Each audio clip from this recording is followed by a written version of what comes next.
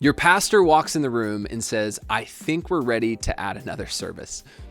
Those words, they might feel exciting. It might feel terrifying to you. Or if we're being really honest, it just might feel impossible. But what if this isn't just about squeezing in another Sunday time slot? What if it's actually a test of how healthy, scalable, and sustainable our teams and our systems really are? Moving from one to multiple services isn't a simple copy-paste job, right? It stretches our volunteers. It exposes our weak spots. It forces us to really wrestle with a deeper question. Are we just filling roles every week, or are we actually building a team? Because let's be real, if Sunday morning already feels a bit like a scramble, doubling it will not magically make things smoother. It just breaks what's already fragile, and it's probably going to do it faster. I first want to talk about how expanding can really reveal our systems. Adding another service reveals more than your available time. It exposes the health of our systems and the strength of our culture. Take a moment to ask yourself, maybe these are hard questions, but do you have a rotation that actually gives people a break? Or the same 5 people on every week? Is your communication structure fast and clear, or is it just last minute chaos every single Sunday morning? Are your volunteers trained and empowered to own their roles, or are you babysitting every position and putting out fires constantly? When you're introduced to a second service, I've been there. Whatever already exists in your ministry, whatever health or dysfunction you have, it will only get louder. Good habits will multiply, but so will bad ones. So before you jump into another service, ask yourself, honestly, are we ready to scale what we've actually built, or are we about to multiply dysfunction? Second thing I want to talk about is building commitment, not just coverage, right? One of the biggest mistakes churches make when going to multiple services is this. They try to staff both services with the same size team without growing the culture or deepening the level of commitment first, right? And that's just a recipe for burnout. Instead of just checking Planning Center to see who's available, let's start inviting people into ownership. Help them connect their role to the mission. Teach them why this matters. Show them how stretching to serve an extra service is going to create space for more people to encounter Jesus. Right? When people see the impact they're making, their willingness to go the extra mile will often grow. At the same time, normalize that not everyone will commit at the same level, and that is okay. Some volunteers might only serve one service.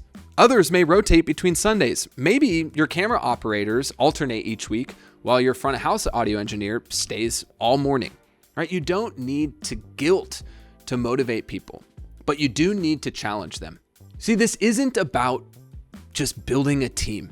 It really is about discipling leaders who will see ministry as much more than just a task. The third thing I want to talk about is grow in layers, not leaps and bounds, right? You don't need to go from 0 to 100 overnight. In fact, you really shouldn't. Healthy growth is going to happen in layers. And there's really a framework we use a lot around here. Stabilize, then scale, right? First, focus on stabilization. After your first few weeks of multiple services, take time to figure out what broke, what didn't work, what gaps were exposed, and what is working well. Right? Update your Planning Center details, create or revise onboarding materials, add new positions where the same pain points keep popping up. This is the phase where you build muscle memory, where serving multiple services starts to feel more normal, not just overwhelming. Only after you stabilize should you start thinking about then scaling, right? And even then, don't try to add 10 new volunteers in a weekend. Ask yourself, do we have the resources, the time, and the energy to onboard and train new people well? If the answer is yes, then start bringing them in, but don't stop there, right? Begin identifying leadership within your team. Who could run rehearsal? Who could lead the broadcast mix? Who could help coach a new camera op or lyrics operator, right? Scaling your team also means scaling your leadership. The fourth thing I want to talk about is don't just add services, add leaders, right? That's a common thread through this whole video. Here's the hard truth most leaders don't want to face.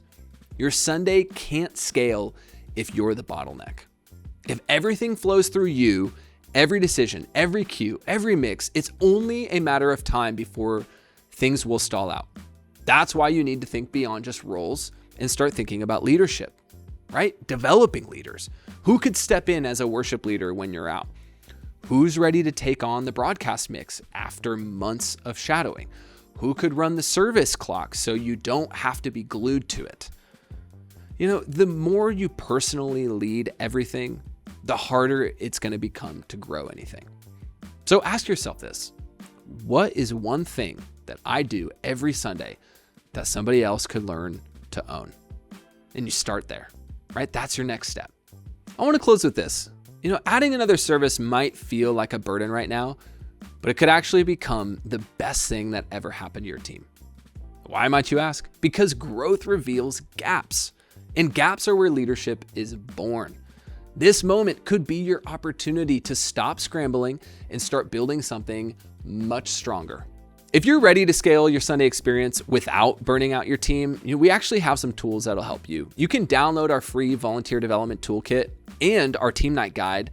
These are going to help you grow your team before you grow your schedule. You can find the links to these in the description below. And man, if this video was helpful to you, please like and subscribe. Liking just helps us grow this channel, reach other churches like yourself. Subscribing is just going to help make sure that you get notified of all the new content that we come out with on a weekly basis here on YouTube. So thank you so much for joining us. Hopefully we'll see you next time.